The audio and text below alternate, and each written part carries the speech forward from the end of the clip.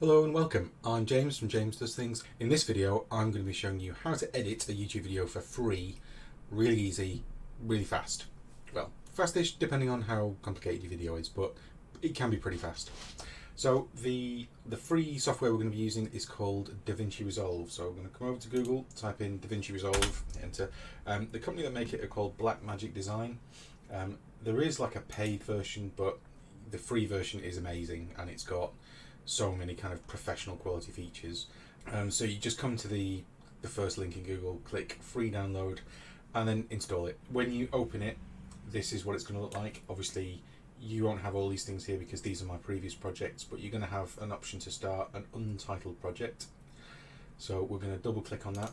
I'm going to assume that you've already made your video. So either you've recorded it on your phone or you've used some kind of screen capture and recorded on your PC, like using Streamlabs. If you want to record the screen on your computer, like I'm doing now, I've actually made a video on how to do that, and I'll put a link to that in the description. This is kind of a series of videos I'm doing about making YouTube videos and channels, so yeah, have a look in the description for that. So this is the first thing you'll see. It might start you on the media page, which isn't massively different to this page. Down here at the bottom in DaVinci, you've got these are the main sort of ways that you navigate these like different tabs. And the main ones, the bulk of the work is done in the edit tab, which I'll come on to in a minute. Try not to look at all the things because there are millions and millions and millions of options. I probably don't even know what 5% of this, what 95% of this does, but I know enough to make to publish a video. And I see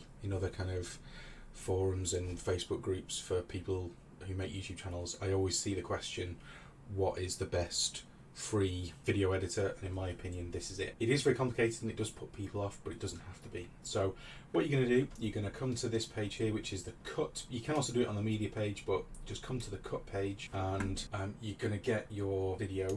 These are the two videos that I'm going to make into one big video. Normally I actually have quite a lot more than this. I might have like 10 or 15 short clips. What I would normally do is go into each one of these, assuming there's lots of them, and I would double click and open them, listen, watch them and listen to them a bit, and just kind of work out which kind of chapter it is, or in the video, what I'm talking about. And then, but I would usually sort of rename them, so like 01 intro, and then in this case it's going to be, it's a bit pointless, but it'd be outro.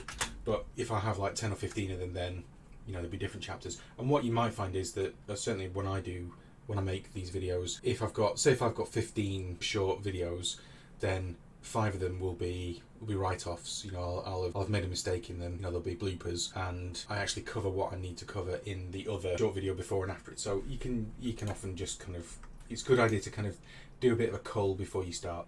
If you label them so that they line up, with the numbers, when you drag them in like this, later on it will help because it'll line them up automatically in the right order. So you'll probably be greeted with this pop-up box, which is change project frame rate. I always click change. I always record mine in, I think it's 60 frames a second. Close that now. So now that I've got this, is I would say the only bit of the whole process that isn't intuitive, and is probably unique to this program. You need to select both of these things. At the moment, we don't actually have a video. We have 2 clips, but we don't have anything to edit. So if you go into edit, there's nothing there. So what you need to do is make a timeline. That's how that's just of the workflow. That's how it calls it in DaVinci Resolve. So you're going to select both of those, and if you've got 15 of them, you select 15 of them, and if you number them properly before you put them in, then they will go in the right order. So what you're going to come down here is click on append, right, and it sticks them in. And then we can go, see now we've got timeline 1. So timeline 1 is the sort of combination of these two. If you put 15 of them in, it's the same thing. But what you can see is that if I click here on the left hand, there's sort of 2 blobs down here. The left one, if you come up here and look at the properties, 01 intro, and this one, number 2 outro. So we're going to click on, next thing we're going to do is click on edit. So we're done there. We don't need to change any of that. You can do all sorts of wonderful stuff, but there's a million and one things you can do in this software, and I just wanted to show for this video how to basically how to do it in the simplest and fastest way possible using this software. So you've made a timeline. You're going to come to edit, ignore all this stuff on the left, and this is the sort of the main event. The main controls you're going to need select to select things. You're going to use the blade tool to cut things. You've got play it forward and backwards. This is I think it's the track head or whatever. This is kind of, if you drag this along and then click play, Canva tutorials, it will play you the bit that you loop to.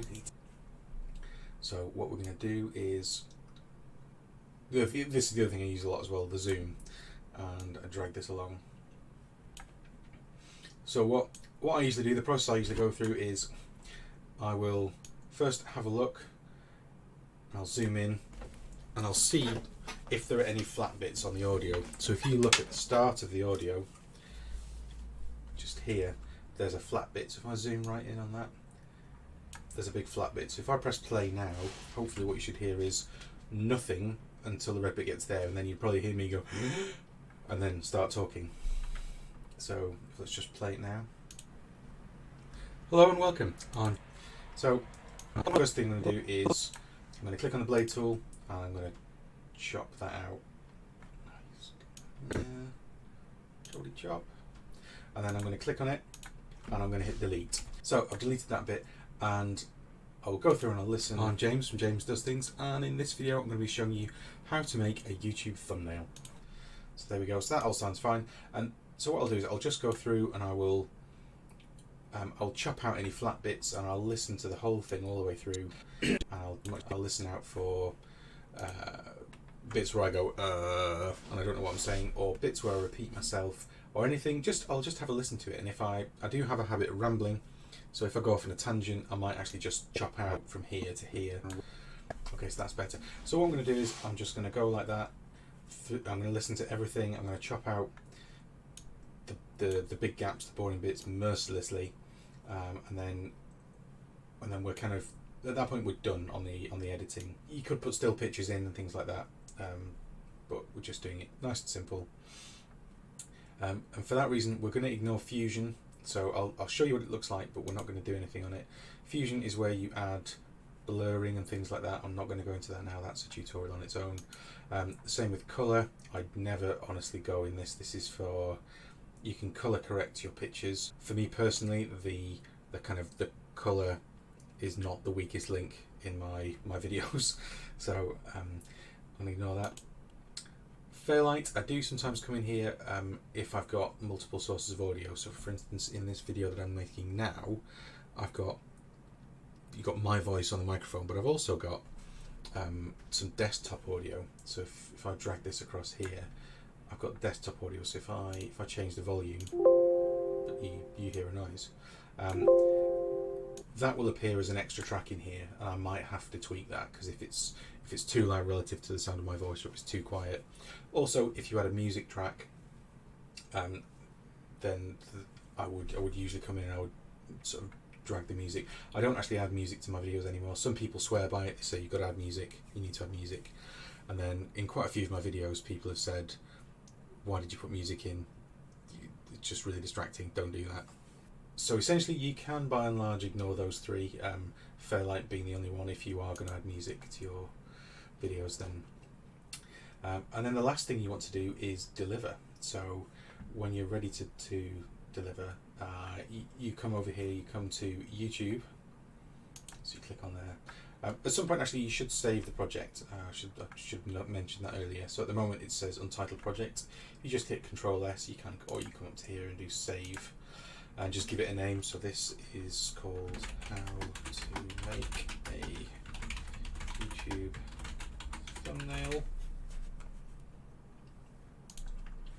And so that's saved it as a project, but that's not saved the file, it's not saved the video anywhere. So the file name is going to be, I'm going to click on YouTube, and then we're going to click,